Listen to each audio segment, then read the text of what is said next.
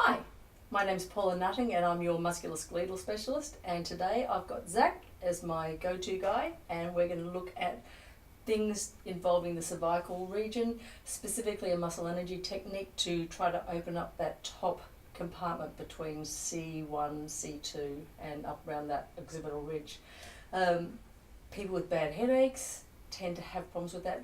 A lot of people with that chin poke thing with neck symptoms, this will be good for as well. So we need to get a before and after. So Zach, can you tuck your chin down to your chest just as far as you can? I'm looking for the quality and how far he can get his head down. Now all the way back up, all the way. And that's pretty not so good. This line here, you should be able to rest a pencil on it. So it's actually quite considerably low. Zach, back to normal. Can you look away from me? I look for the quality and distance in the range, and then towards me. Good, okay. So they tell me the lower ones, but what I really want to get some more information about are the high ones, and that's involves in our flexion extension of the top, and that's tuck your chin out as far as you can. So that's extension of the cervical, the upper cervical, and poke it back in again, and I'm looking for, that's the flexion, and they're not wonderful either. Okay, Zach, can you lie on your back for me? Okay, so the difficult point in this manoeuvre is actually to get your hands on the right spots. Now I'm using Zach because he's got very little hair, which is great, versus longer haired girls, but this is the line of our occipital ridge, right along through here, and we're going to get the last points of our fingers, those end digits, and we're going to cut them just behind the mastoid process and along that ridge. So you've got the little finger, that fifth ray, almost at the inion, and round we go. And I'm going to do the same on both sides. So Zach's head is cradled in my fingers, and I gently pull it so there's some traction, not a lot, just a gentle traction. Zach's now going to work his eyes. What we're doing is we're creating some reciprocal inhibition between the optic muscle and the suboccipitals. All right, so Zach's going to relax his head. I'm applying that traction, and Zach, what you're going to do is you're going to, without moving your head, look down towards your toes. Okay. So he's holding his head still. He's looking down, and I'm applying some traction at the back of his head. Okay, and relax your eyes, looking all the way to the crown of your head. So as high as you can, Zach. Perfect. While his eyes are up and contracting, they're affecting and making change to the suboccipitals. And then just relax your head and look into the ceiling. Okay. Each time we're doing between 6 and 10 seconds.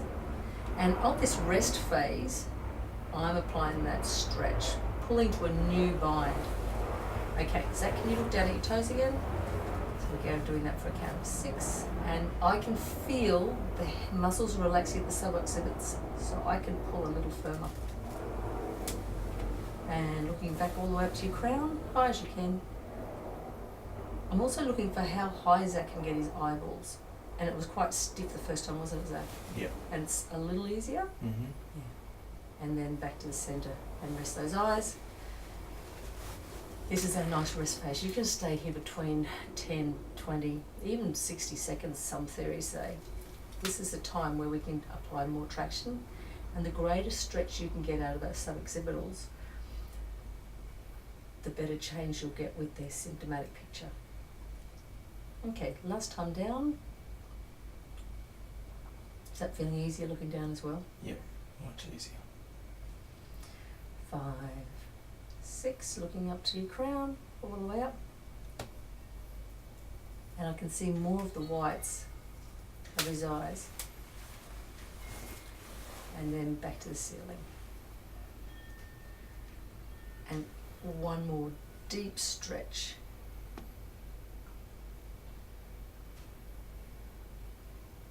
And then we're going to relax, and we're going to retest the neck ranges with Zach sitting up again.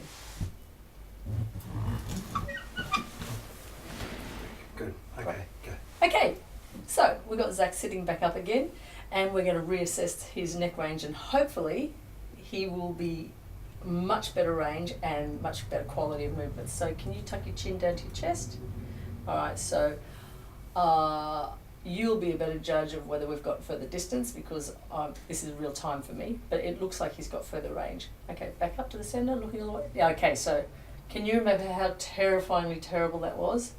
And that's amazing change. And back to normal. Given that this exercise is not designed for the lower cervicals, you can see it makes change to the lower cervicals. Tuck that chin out for me. Yeah, and that looks so much further, so much easier. And back all the way. How's it feel? Much better, much looser, yeah. Looking over that way.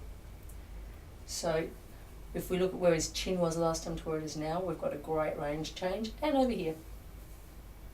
Yeah, great. Excellent. Thanks very much, and I'm looking forward to seeing you in the next video.